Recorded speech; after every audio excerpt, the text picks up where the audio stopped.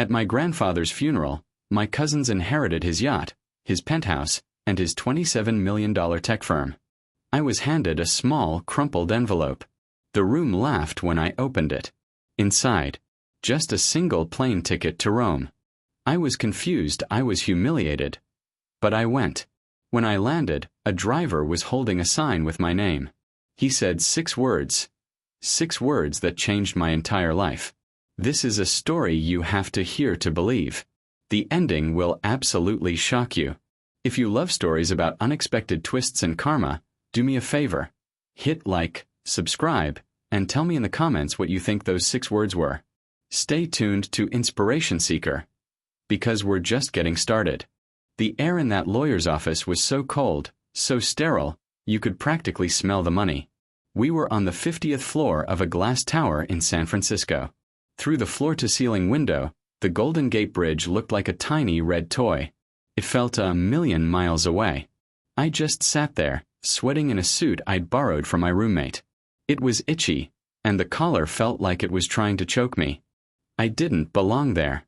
Across the massive polished mahogany table sat my cousins, Chad and Tiffany. Chad was already checking his ridiculously oversized gold watch. Tiffany was inspecting her nails, probably calculating how fast she could get to a spa. They hadn't shed a tear at the funeral an hour ago. Why would they? For them, this wasn't a day of mourning. It was payday. My grandfather, Arthur Vance, was a complicated man. A tech genius from the old Silicon Valley school.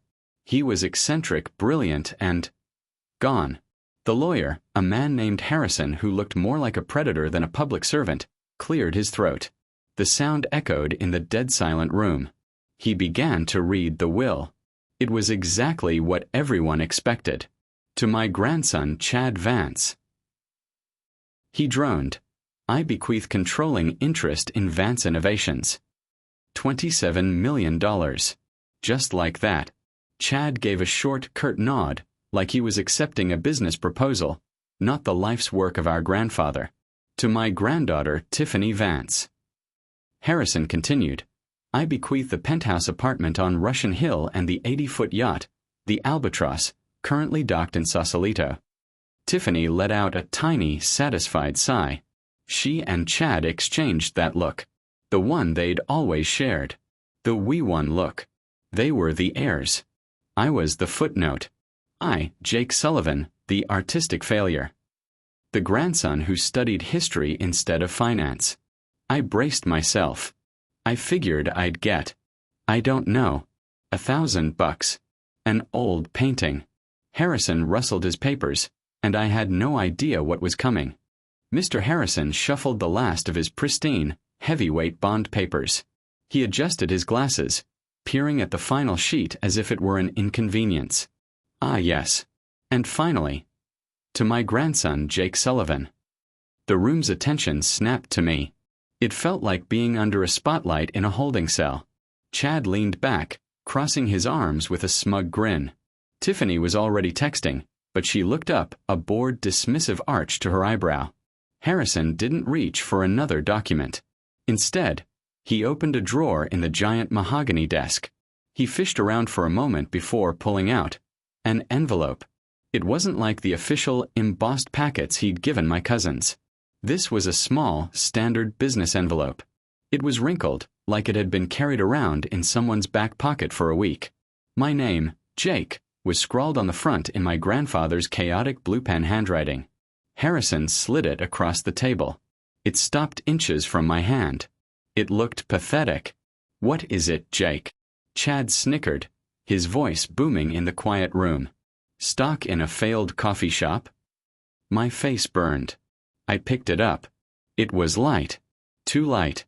My fingers fumbled with the flap, the cheap paper tearing awkwardly. The silence stretched. Chad was practically vibrating with amusement. I pulled out the contents. It wasn't a check. It wasn't a deed. It was a printout from a budget airline. A single, one-way, economy class ticket from SFO to Rome. Departing tomorrow morning. That was it. The silence broke. First came Chad's sharp, barking laugh. Then Tiffany joined in, a high-pitched, almost cruel titter. "Oh, that is classic Arthur," she said, dabbing at a non-existent tear of laughter. "Sending the family vagabond on one last free trip. How fitting. Make sure you send us a postcard from the hostel, Jake." I just stared at the flimsy paper. Rome. Why Rome? It felt like a joke. A final, public dismissal. A kick out the door from beyond the grave. My grandfather, the man I'd spent hours with discussing Roman history, had just publicly branded me as nothing more than a charity case. I was humiliated. I wanted to disappear.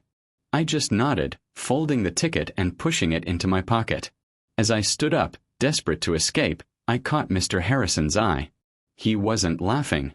He was watching me with a strange, unreadable intensity. It wasn't pity. It was something else. Something I couldn't place. He gave me a single, almost imperceptible nod.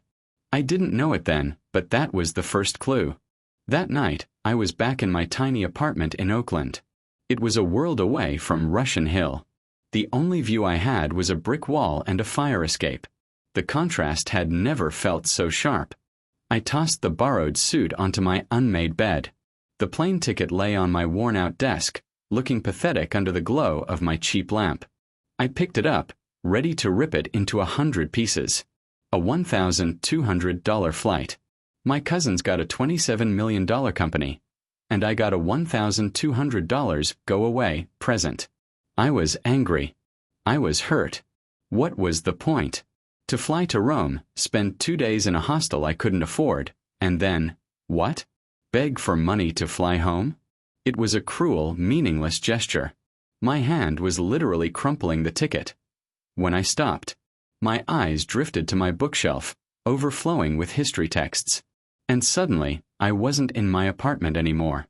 I was back in my grandfather's study, just a month ago. It was late. He'd been quiet, which was rare for him. He looked tired, disillusioned. He wasn't looking at his stock ticker.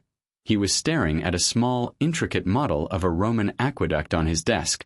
He finally looked at me, his eyes sharp. "They love the brand, Jake," he'd said, his voice quiet. He tapped the model aqueduct. "They don't understand the engineering. They don't get the foundation." I didn't know what he meant. I thought he was just rambling. "Chad and Tiffany," he continued. "They love the Vance Innovations logo on a new building. They love the press releases. But they don't care how the concrete is mixed. They see the gold, Jake, not the structure. They don't care about what lasts." He turned to me, his gaze intense. "Remember that. Always remember the why." I snapped back to the present. The crumpled ticket was still in my fist. "Rome," I whispered. "The capital of engineering. The city of aqueducts. The place where foundations were built to last millennia." Was this a final, cruel joke? Or was it a test? Was it the last lesson? I felt like a fool. I was broke. I was exhausted. But that cryptic final memory, it was a hook I couldn't shake. I looked at the ticket again. The flight left in 8 hours. I smoothed it out on the desk. I opened my closet and pulled out my only backpack. I didn't know what I was doing, but I knew I had to go. 12 hours. 12 hours in a middle seat, jammed between a guy who smelled like onions and a screaming toddler. The air was stale. The lasagna they served was, let's just say, an insult to Italy. With every hour that passed, the flicker of hope I'd felt in my apartment died a little more. The humiliation from the lawyer's office came roaring back. Here I was, 30,000 feet over the Atlantic, on a one-way ticket to... what? What was I doing? My cousins were probably popping champagne on their new yacht. Chad was likely sitting in my grandfather's massive leather chair, feet up on the desk, firing people. And I was on a budget airline, flying to a city where I knew no one, with exactly $84 in my checking account. The whole Roman foundation idea now seemed completely ridiculous. A desperate fantasy. It was a prank. A final cosmic joke from Arthur Vance to prove that I, the historian, was just a naive fool. When the plane finally jolted onto the tarmac at Fiumicino Airport, I didn't feel excitement. I felt dread. I was an exile. I shuffled through customs in a fog of jet lag. The Italian passport control officer stamped my passport with a thud, not even looking up. I grabbed my single worn-out backpack, the only luggage I had, from the carousel. I stepped out into the arrivals hall, and the chaos hit me like a wave. The sound. It was a wall of noise. Rapid-fire Italian I couldn't understand. Taxi drivers yelling, "Centro! Centro!" at tourists, families hugging and crying. It was overwhelming. I felt completely, utterly alone. I scanned the crowd, but I wasn't looking for anyone. I was looking for a sign. Not a sign with my name on it. I was looking for the blue and white sign for the bus. The cheap shuttle. My plan was simple. Get to the Termini train station, find the cheapest hostel with a free Wi-Fi signal, and figure out how to beg my roommate back home to spot me enough cash for a flight back. My inheritance was over. I just had to survive the punchline.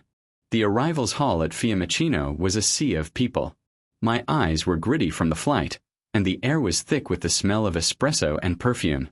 All around me, that beautiful, rapid-fire Italian was just noise. Sharp, fast, and completely incomprehensible. It made me feel even more isolated. I clutched the strap of my backpack, my knuckles white. Okay, I thought. Just find the bus. The sign for the autobus. That was the mission. Head down, find the shuttle to the Termini train station, find a hostel. I shuffled past the guys yelling, "Taxi! Taxi, signore!" "No, no grazie," I mumbled, trying to be invisible. I was scanning the crowd, looking over everyone, searching for that universal blue icon of a bus. And that's when I saw them. The wall of drivers. They were pressed against a barrier, a line of men in dark suits, holding up signs for the people who mattered. People who weren't me. They held up fancy iPads and laminated signs for Dr. Watanabe, the Visser Party, Honorable Mr. Kai. I was looking right past them, and my eyes just snagged. It wasn't flashy. It wasn't an iPad. It was a simple, elegant piece of black cardstock, held perfectly still by a man who looked like he'd stepped out of a Fellini movie. He was older, maybe in his 60s, with silver-gray hair brushed back, and a face that was just calm. He wore a perfectly tailored dark suit. He wasn't yelling. He was just waiting. And on the sign, in stark, precise, white calligraphy, were 3 words. Mr. J. Sullivan. I stopped dead. People bumped past me, annoyed. I didn't move. My heart started to pound. A slow, heavy thud, thud, thud against my ribs. It had to be a mistake. It had to be. A different J. Sullivan. A James Sullivan. A John. Somebody important. Somebody who flew first class. Not Jake Sullivan, the guy with $84 and a one-way ticket to nowhere. But the driver. He saw me staring. His gaze locked onto mine. There was no confusion in his eyes. He just looked expectant. He gave a tiny, almost imperceptible nod as if to say, "There you are." My feet felt like they were encased in concrete. This was crazy. I was jet-lagged, I was broke, and I was probably about to make a complete fool of myself. But I was moving. One foot in front of the other, cutting through the crowd, until I was standing right in front of him. I must have looked like a ghost. Rumpled, exhausted, and completely bewildered. I had to clear my throat just to speak. My voice came out as a rasp. "Scusy. That's me. I think. I'm Jake Sullivan." The driver looked at me. He didn't laugh. He wasn't confused. He just smiled. It was a warm, professional smile. As if my being there, looking like a stunned, sleep-deprived wreck, was the most normal thing in the world. "Signore Sullivan. It is a pleasure to finally meet you," he said. His voice was smooth, his English perfect, with just a slight musical Italian accent. He reached for my single, beaten-up backpack. I instinctively clutched the strap tighter. "Oh no, I can get it. Please, sir, I think there's a terrible mistake. I can't. I didn't order a car. I can't afford a car. I was just looking for the bus. His smile didn't waver. He gently but firmly took the backpack from my grasp. He held it as if it were a high-end leather valise, not a 10-year-old piece of canvas. There is no mistake, Signore. Your grandfather, Mr. Vance, made all the arrangements. My grandfather? My blood ran cold. He did. Of course, the driver said as if it were obvious. He gestured with his free hand towards the sliding glass doors leading to the curb. This way, please. The car is waiting. I was completely numb. I wasn't even walking. I was just following, stumbling behind him as he cut an effortless path through the crowd. My mind was racing, trying to make sense of any of this. A driver. Arrangements. He knew my grandfather. We pushed through the doors, and the warm Roman air hit me. It smelled of pine and diesel. The driver stopped at the curb, right in front of a gleaming black. It wasn't a taxi. It was a Maserati. I stopped dead. No, absolutely not. This can't be for me. The driver turned to face me. The hustle of the airport faded. His expression was no longer just polite. It was kind. He looked me right in the eye, and the world just seemed to stop. He spoke 6 words. 6 words that were calm, clear, and absolute. 6 words that split my reality in two. He said, "Welcome, Mr. Vance. We have been waiting." Mr. Vance? My stomach dropped. I physically recoiled. What? No, you're mistaken. You've got the wrong person. My name is Sullivan. Jake Sullivan. Vance. That's my cousin's name. The door of the Maserati shut with a heavy, soundproof thump. The chaos of the airport vanished. It was silent. All I could hear was my own heart hammering against my ribs. The car smelled like new leather and something old, like polished wood. The driver slid into his seat. He was right. I was mistaken. About everything. He pulled the car smoothly into traffic, navigating the Roman streets like he was born to it. I just sat in the back, staring at the headrest in front of me. "My name is Alessandro," he said, his voice calm, his eyes meeting mine in the rearview mirror. "And I did not misspeak, sir. I was instructed to call you Mr. Vance." "But why?" My voice was a whisper. "Sullivan is my mother's name. My grandfather. Your grandfather was a very precise man, Signore," Alessandro said. He turned a corner, and the afternoon sun lit up the ancient ochre-colored buildings outside. He was also a man who believed. How did he say it? He believed a name is something you earn, not just something you are given. He was very specific in his instructions. I was speechless. I just waited. "The envelope," Alessandro continued. "The plane ticket. It was not an inheritance, Mr. Sullivan. It was your key. Your grandfather's test." My mind flashed back to the laughter in the lawyer's office. The humiliation. A test. "He had 2 questions, Alessandro said, slowing as we entered a quieter, more exclusive neighborhood. "First, would you be bitter, or would you be curious? Second, would you be smart enough to see the clue? The foundation, as he called it." I thought of his last words to me. The aqueduct. They don't understand the engineering. I almost threw it away. I confessed, my voice shaking. "He knew you would," Alessandro said, a small smile playing on his lips in the mirror. He said, "The others will grab the gold. Only Jake will look for the why." He said your ticket was booked using a very specific corporate account, an account that was dormant, waiting. When you checked in at SFO, your boarding pass scan was not just a scan. It was a digital signal. A trigger. A trigger for what? "For me," Alessandro said simply. "For all of this." It was the final authorization to activate the transfer of assets. To welcome you home. I looked out the window. We weren't headed toward the tourist center. We were climbing a hill, surrounded by high stone walls and lush ancient trees. Transfer. What assets? Where are you taking me? A hotel. Alessandro looked at me in the mirror again. His eyes were serious. No, Mr. Vance. We are not going to a hotel. We are going to the foundation. The Maserati had crunched to a stop on a gravel driveway, hidden behind a 20-foot-high ivy-covered stone wall. This wasn't a hotel. It wasn't an office. It was a palazzo, a Roman villa that looked like it had been standing there since the Renaissance. Alessandro led me through massive carved wooden doors into an open-air courtyard with a central fountain. The only sound was the splash of water. It was silent, peaceful.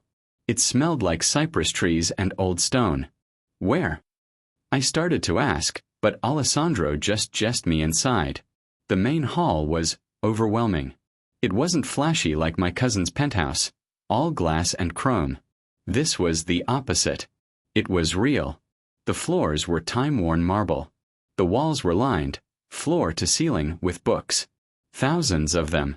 And in between the shelves, Roman artifacts, a marble bust here, a framed mosaic fragment there. It was a museum. It was a library. It was perfect. And standing by a fireplace big enough to park a car in, holding a glass of something, was the last man I ever expected to see in Italy. Mr. Harrison. He turned. The lawyer from San Francisco. He wasn't wearing his predatory smirk. He was smiling. A genuine, relaxed smile. "Hello, Jake," he said. "Or, as your grandfather insisted we all call you from now on, welcome, Mr. Vance." He gestured to two other people in sharp Italian-cut suits, a man and a woman. "This is Signora Bianchi and Signore De Luca, your grandfather's other legal team." My mind was short-circuiting. But San Francisco. The will. I don't understand any of this. "Please sit," Harrison said, motioning to a deep leather armchair. "You've had a long flight." I sat, but I was on the absolute edge of the seat. "The will I read yesterday," Harrison began, "was, let's call it Phase 1. It was a performance. A brilliantly constructed, 100% legally binding performance." A performance? Your grandfather was a showman, Jake. And he knew his audience. He knew Chad and Tiffany. He knew exactly what they wanted.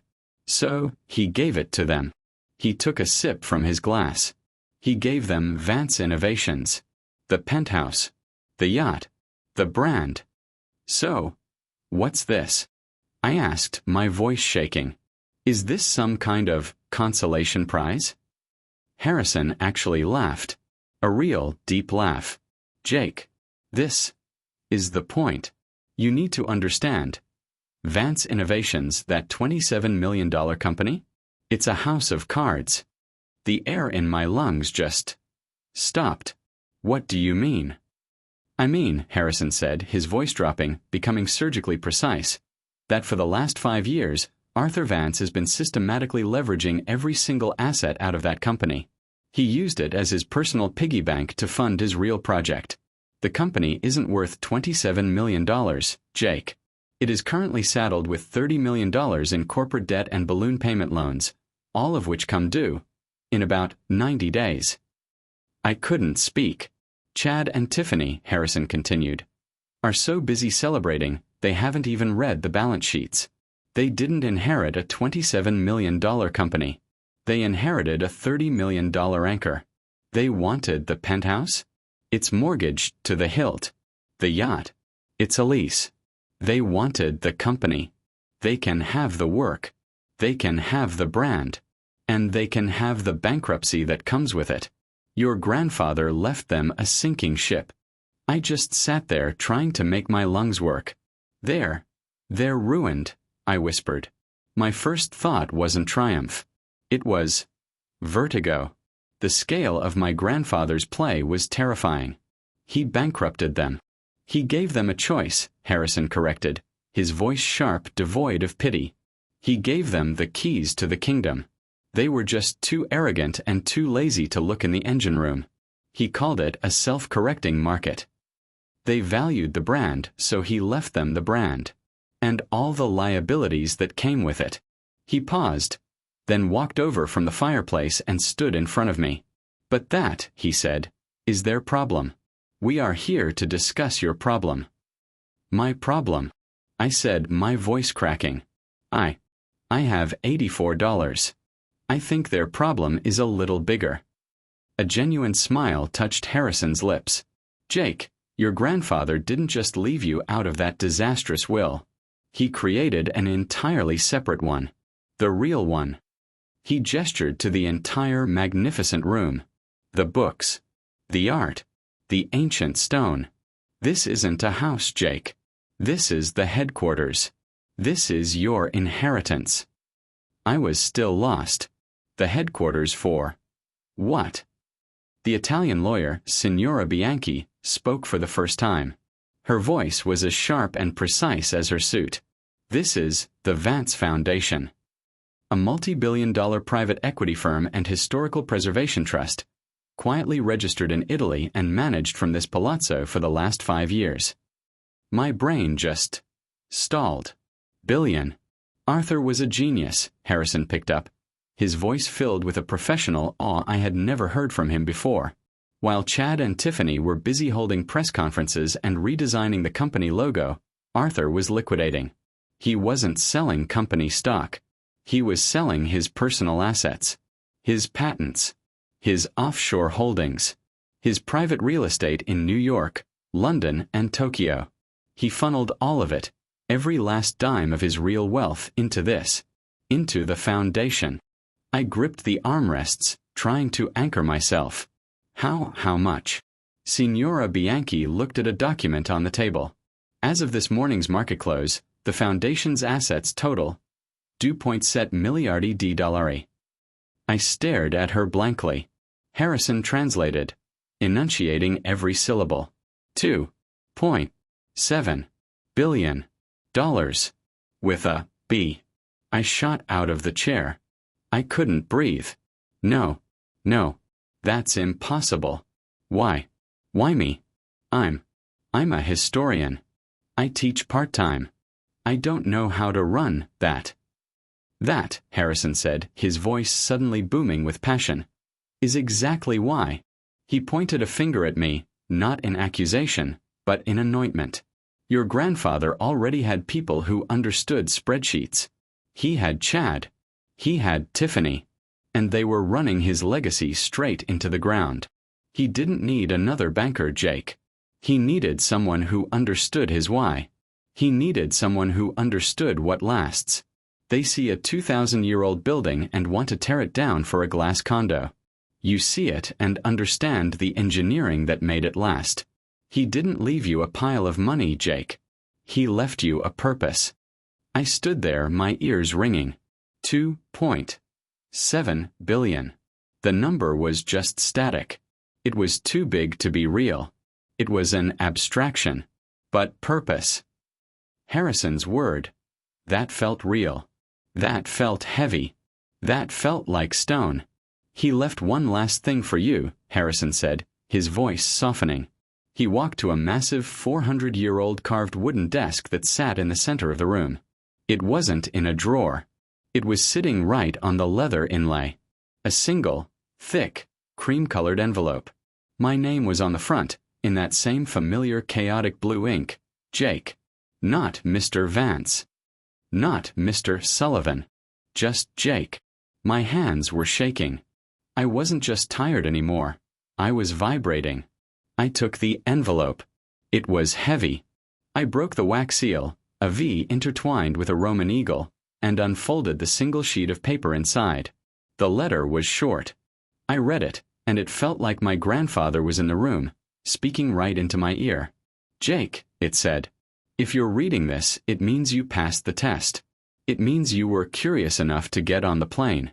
Chad and Tiffany wanted the company, so I left them the work. I left you the legacy. They understand spreadsheets, but you understand what lasts. They wanted to be famous. You just wanted to understand. Don't build a brand, Jake. They crumble. Build a foundation. Build it like the Romans. Make something that will be here in 1,000 years. Don't disappoint me. A.V. I looked up from the letter. My eyes were blurry. My whole life, I'd felt like the family disappointment. The kid who loved useless dead things. Through the massive arched window at the far end of the library, the sun was beginning to set over Rome. The light was liquid gold.